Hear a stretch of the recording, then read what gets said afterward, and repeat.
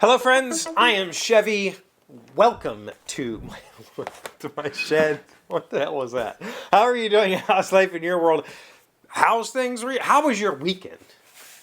How was it? How's today? How's things going? My weekend was pretty okay. I think I got to do stuff in here this weekend. I cleaned up a good bit. I made more messes, but I cleaned up. I finished rebuilding the crosscut sled, and I got it. It's not perfect, but it's so darn close. It's about a 32nd of an inch off over 28 inches. So, as Jonathan pointed out, it's a thou per inch. I'm happy with that. Like, that means I'm like 0.2 degrees off or something like that. I'm fine with that. For the stuff that I do, I'm not going to spend the time trying to get it closer. I could take a feeler gauge and a stop and move it and drill a new hole and really dial it in. It's close enough. It's, put a square up to it, you can't see. Put a framing square up, you can kind of see. But, it's fine. So I did that. I got that done on Sunday. Cleaned up a good bit, got rid of some scraps and junk that was laying around. Built a little holder for I like to make stuff push stick. That's a good project. Saturday, though, I fixed my car. Told you last week, I think I told you last week, the car was leaking coolant. Tore it apart on Saturday. Found out on the back side of the engine, or driver's side, whatever you want to call it, there's this plastic coolant manifold that comes off the back of the head.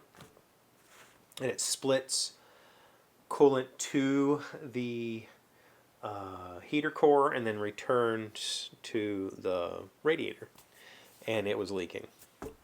And so I went to the store and got a replacement and put that on. And of course, putting it back together, one of the hose clamps broke, so I had to go back to the store. You can't do a job without going to the store twice. But anyway, got it fixed. It's not leaking anymore. The car still has lots of other problems, but at least it's, not going to leave me abandoned anytime soon. So that's a good thing. And then I was wiped out for the rest of Saturday. So, today I have something I want to talk about. Today I want to talk about being generous, or generosity as a thing. This came about because I was watching Van Nystadt's new video about a friend of his helping him on a Sunday fix the brakes on his vehicle. And he said, I don't know how I'm ever going to repay this, and I need to be more generous. And it really made me think, I'm much less generous than I used to be. I have recently had 2 friends lose their mother in the last 10 days, last 2 weeks. 2 friends have lost their moms. Another friend's mom is in the hospital. And of those 3 friends, one lives close. One lives very close. And that friend has asked me for help in the past because he's had various things that he needs to take care of at his house. He's not that home. He's not mechanically inclined at all. So he's asked me to help him do things, and I said, sure, let's figure that out, and just never got to it. And I used to have the opposite problem. I used to say yes to everything, and then I would get nothing done because I tell everybody, I'll fix that for you, I'll do this, I'll do that. And I would go and I would do things, and then nothing ever got done because I was stretching myself too thin. And now, in the past 5 or 6 years, as part of my growth and learning, I've had to figure out how to tell people no, or how to tell people I'm not available right now, but maybe in 6 months, or whatever. Say, listen, can't do it right now. And I think what has happened is I've become, I don't want to say narcissistic, but I think that I've not been giving back as much as I used to. Part of it is I'm just comfortable at my house, and I don't really want to leave my house. I'm a homebody. I don't want to go places. I'll go to game night sometimes to just to keep up with adult interaction, but I have stuff I need to fix here, and I'm not doing it. I don't like going to some, but I should. I really should. I should make more efforts to help those people around me that need it. I've been trying to help my parents as much as possible. That is something that's developed over the past year or two, just being there to help out with all sorts of things as my dad gets older and his Parkinson's is progressed. He's not capable of doing much of the stuff anymore. My mom is 77 this year, I think. 78 this year. No, she's younger than Dad. 73 this year? Yeah, she'll be 73 this year.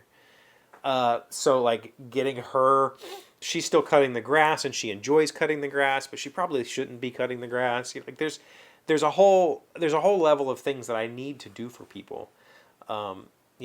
M's parents, we help out whenever we can, but I've kind of lost touch with helping people that are close to me. And I need to really put some thought into that over this coming year because I'm asking a lot of people, I have a wedding coming up. I have another trip coming up. The wedding is a trip. I have another, I need my sister's help with my dog. I need my kids' help with this. I need the help of other people, and I'm afraid that I'm not giving back like I can or like I should. And that that weighs on me a little bit. It really does. I had this project. I think I told you guys about it recently. M's dad had something that he needed, and I had a friend I